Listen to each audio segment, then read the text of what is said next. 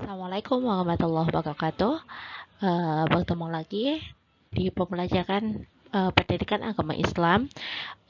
Sekarang kita akan belajar di bab 2 yang mengenai adab berpakaian dalam Islam.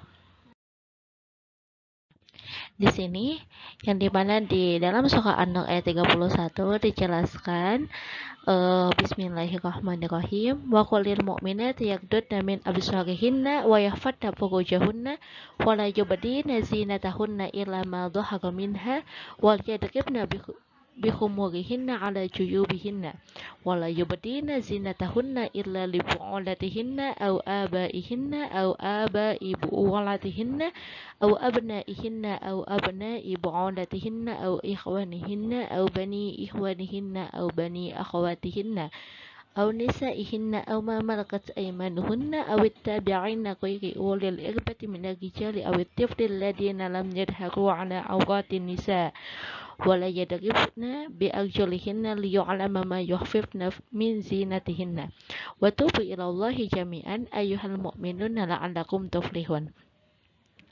Yang dimana dalam surah An-Nur ayat 31 menjelaskan, dan katakanlah kepada para perempuan yang beriman agar mereka menjaga pandangannya dan memelihara kemaluannya, dan janganlah menampakkan perhiasannya atau auratnya kecuali yang biasa terlihat, dan hendaklah mereka menutupkan kain kerudung ke dadanya, dan janganlah menampakkan perhiasannya atau auratnya kecuali kepada suami mereka atau ayah mereka atau ayah suami mereka atau putra-putra mereka atau putra-putra suami mereka atau saudara-saudara laki-laki mereka atau putra-putra saudara laki-laki mereka atau putra-putra saudara perempuan mereka atau para perempuan sesama Islam mereka atau hamba sahaya yang mereka miliki atau para pelayan laki-laki tua yang tidak mempunyai keinginan terhadap perempuan atau anak-anak yang belum mengerti tentang aurat perempuan, dan janganlah mereka menghentakkan kakinya agar diketahui perhiasan yang mereka sembunyikan, dan bertobatlah kamu semua kepada Allah wahai orang yang beriman agar kamu beruntung. Jadi di dalam surah An-Nur ini menjelaskan bahwasannya kita sebagai perempuan yang beriman, pertama kita wajib menjaga pandangan, yang kedua kita wajib memelihara kemaluan kita, dan ketiga kita wajib menutupi aurat kita dan jangan menampakkan perhiasan kita. Nah, selanjutnya pelajaran pada bab adab berpakaian menurut Islam. Yang pertama, supaya kita terbiasa berpakaian sesuai dengan syariat Islam. Yang kedua, menunjukkan perilaku berpakaian sesuai dengan syariat Islam.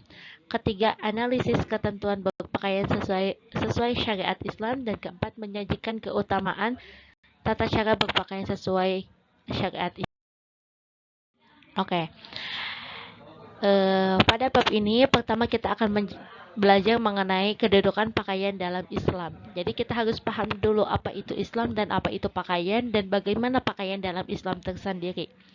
Islam adalah agama yang luhur dan mulia yang menuntun dan membimbing umatnya dengan aturan dan ajaran yang dapat mengangkat derajat, harkat, dan martabat manusia. Dalam Islam, pakaian memiliki kedudukan yang sangat penting, yaitu sebagai salah satu sarana untuk mengangkat derajat, harkat, martabat manusia, baik di sisi Allah maupun di mata manusia. Jadi, pakaian itu sangat penting dalam Islam karena dia itu adalah salah satu alat atau salah satu bahan dalam menutup aurat kita, yang dimana ketika kita melakukannya yaitu sebagai salah satu sarana untuk mengangkat derajat kita, harkat kita, martabat kita, baik itu di sisi Allah ataupun di mata manusia, sesama manusia, yang dimana Allah telah menjelaskan dalam surah Al-A'raf ayat 26, A'udzubillahi minasyaitonirrajim, Bismillahirrahmanirrahim. Ya bani Adam qad anzalna 'alaikum libasa yuwari sawatikum warisha wa libasut taqwa dzalika khairun dzalika min ayatillahi la'allakum tadhakkarun. Wahai anak cucu Adam, sesungguhnya kami telah menyediakan pakaian untuk menutupi auratmu dan untuk perhiasan bagimu. Tetapi pakaian takwa itulah yang lebih baik. Demikianlah sebagai tanda-tanda kekuasaan Allah, mudah-mudahan mereka ingat. Jadi sebenarnya ketika Allah menyuruh kita untuk menutupi aurat itu pasti menyediakan alatnya yaitu pakaian gitu dan perhiasan. Akan tetapi pakaian takwa itu adalah keimanan kita. Ketika kita hanya memakai pakaian dengan tujuan ingin menyombongkan diri ataupun ingin terlihat oleh orang lain itu salah. Akan tetapi tujuan kita dalam berpakaian ini pertama itu ingin menutupi aurat, ingin menjaga martabat dan harkat kita supaya kita bisa meningkatkan ketakwaan kita. Selanjutnya, apa fungsi pakaian dalam Islam? Pertama, fungsi pakaian dalam Islam itu adalah sebagai penutup aurat ya. Penutup aurat yang dimana menutup aurat itu berarti kita menjaga kehormatan kita ya. Menjaga kehormatan, menjaga apa? Ya badan kita supaya tidak terlihat oleh orang lain gitu. Yang kedua yaitu penghias diri, yang dimana penghias diri ini kita dengan berpakaian kita bisa berpenampilan lebih terlihat rapi dan indah gitu. Ketika kita pikir kalau misalnya kita tidak menggunakan pakaian ya, apakah kita bisa berpenampilan yang baik ataupun indah? Ya tidak gitu. Jadi salah satu fungsi pakaian itu penghias diri. Selanjutnya fungsi pakaian itu adalah pelindung badan, yaitu pelindung dari segala sesuatu yang tidak diinginkan. Ketika kita menggunakan pakaian yang terbuka dan pakaian yang tertutup pasti itu akan berbeda gitu.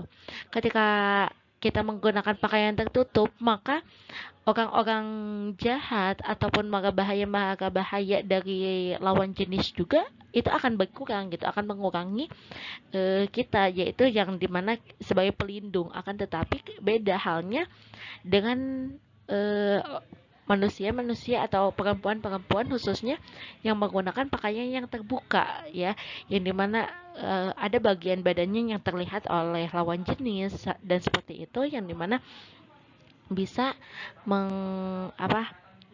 menarik syahwat lelaki tersebut ya.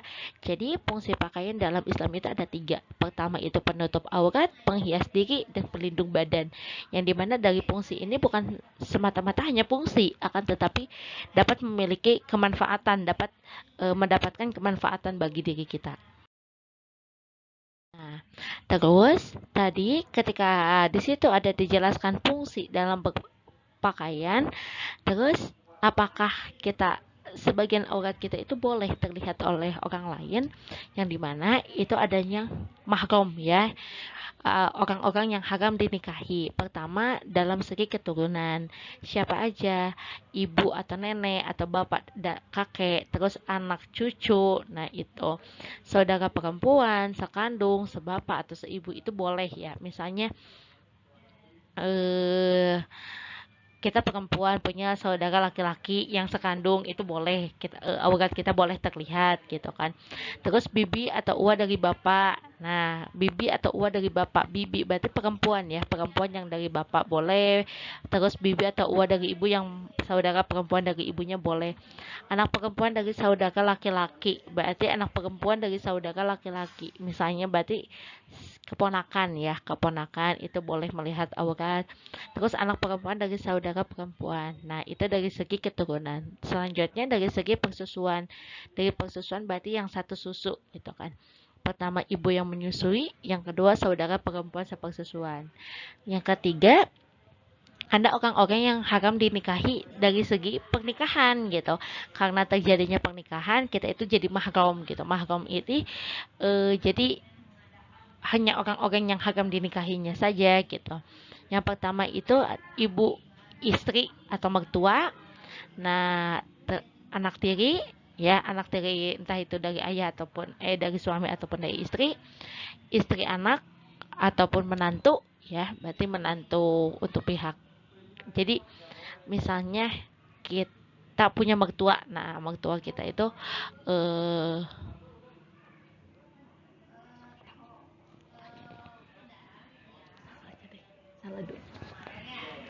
nah, di situ istri bapak atau ibu tiri dan 2 saudara perempuan yang dinikahi secara bersamaan. Nah, itulah orang-orang yang haram untuk dinikahi.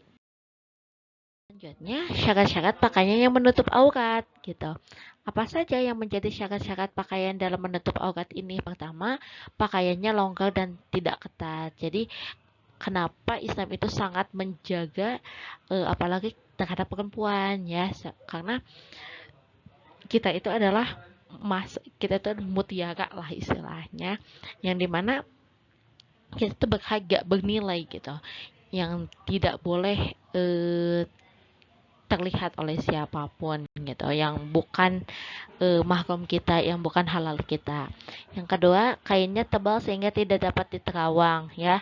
Jadi percuma walaupun misalnya kita menutup bajunya panjang, bajunya kita pakai hijab, pakai himar, pakai kerudung, akan tetapi kain yang kita pakai itu terawang sampai kulit kita itu bisa terlihat, itu percuma. Akan tetapi kita bukan hanya pakaiannya panjang longgar, tapi kainnya juga harus tebal dan tidak terawang lah minimal. Nah, terus selanjutnya menutupi bentuk dan lekukan tubuh. Nah, jadi menggunakan pakaian itu tidak sembarang gitu, tidak sembarang yang cuman ya udah pakai yang penting panjang-panjang gitu, enggak, tetapi harus kita lihat itu ngebentuk gak tubuh kita itu terlihat gak ketika kita menggunakan pakaian tersebut gitu. Itu yaitu syarat-syarat pakaian yang ada berpakaian dalam Islam. Nah, ada berpakaian dalam Islam itu ada berapa? Di sini ada 8. Yang pertama, pakaian harus menutupi aurat, pakaian harus bersih dari kotoran, suci dan najis, dan masih layak untuk dipakai. Yang ketiga, model pakaian laki-laki tidak boleh menyerupai model pakaian perempuan dan sebaliknya. Nah, itu yang dimana misalnya pakai kaos pendek, misalnya pakai celana pendek, itu kan gaya laki-laki ya, makanya kita nggak boleh gitu. Selanjutnya, pakaian untuk laki-laki tidak terbuat dari jenis sutra. Nah, laki-laki itu nggak boleh menggunakan pakaian yang dari sutra gitu. Kalau perempuan dibolehkan. Pakaian yang digunakan tidak untuk menebar kesombongan. Jadi kalau misalnya huyala ya, berlebihan gitu, kita gulu gitu kan, kalau dalam bahasa Arab kita berlebihan dalam menggunakan pakaian yang dimana kita niatkan ingin memamerkan gitu, oh ini baju bagus dan sebagainya, itu tidak boleh gitu. Yang dimana kita harus memiliki niat bahwasanya kita menggunakan pakaian ini hanya untuk menjaga atau menutupi aurat kita. Yang keenam, disunahkan mendahulukan bagian kanan. Yang ketujuh, pakaian berwarna putih lebih baik untuk dipakai dibandingkan dengan warna-warna lainnya. Ini sunnahnya ya. Jadi sunnahnya kita menggunakan warna putih, ataupun ada juga yang berpendapat kita menggunakan warna hitam dan lain sebagainya. Akan tetapi ketika kita menyukai warna-warna yang lain, yang penting warnanya itu tidak mencolok, yang tidak mengganggu terhadap orang lain, itu tidak menjadi masalah gitu. Yang kedelapan, wajib bersyukur kepada Allah dan dianjurkan berdoa ketika menggunakan pakaian. Jadi ketika kita menggunakan pakaian itu harus berdoa, dan ketika melepasnya juga harus berdoa. Itu bentuk apa sih? Bentuk rasa syukur kita karena kita telah diberikan rezeki oleh Allah, kita rezeki bisa menutupi aurat kita, bisa menutupi badan kita seperti itu. Nah, ini di sini ada doa memakai pakaian itu, alhamdulillahilladzi kasani hadza wa razaqanihi min ghairi haulin minni wala quwwah. Segala puji bagi Allah yang memberi aku pakaian ini dan memberi rezeki dengan tiada upaya dan kekuatan dariku. Nah, jadi intinya ada berpakaian dalam Islam itu kita harus menjaga aurat ya, menjaga aurat, bukan hanya kita berpakaian itu hanya untuk menebarkan kesombongan kita, ingin memamerkan baju kita atau pakaian kita, tidak, akan tetapi kita harus memiliki niat dan tujuan bahwasannya berpakaian itu hanya untuk menutup aurat dan seperti itu. Mungkin bisa dipahami sampai sini. Kita akhiri dengan alhamdulillahirabbil alamin. Assalamualaikum warahmatullahi wabarakatuh.